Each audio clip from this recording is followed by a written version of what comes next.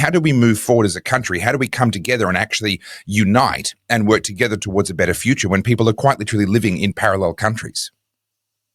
I think this is actually a much bigger question than just our energy report. And, I look at what happened with the invention of the printing press and how that led to 100, 200 years of war across Europe, when the traditional gatekeepers of knowledge and information were broken open, and then you had this flurry of new information and the public beginning to become siloed. And even then, that seems so rudimentary compared to what we've got now. I mean, the fact is we've got algorithmically driven content that basically puts directly in front of our eyes what it is that we're interested in, is going to hold our attention or make us angry, because that's what's more likely to provoke a response out of us. And that is just going to increasingly get more and more siloed as time goes on. There's a famous media theorist, Marshall McLuhan, who argued the medium is the message. And I worry that's where we're headed now, is we are getting soundbite media where we're losing that rigorousness in debate. There was a time when it felt like the rise of podcasts, that we all sat down and would listen to 2 or 3 hour Jordan Peterson lectures and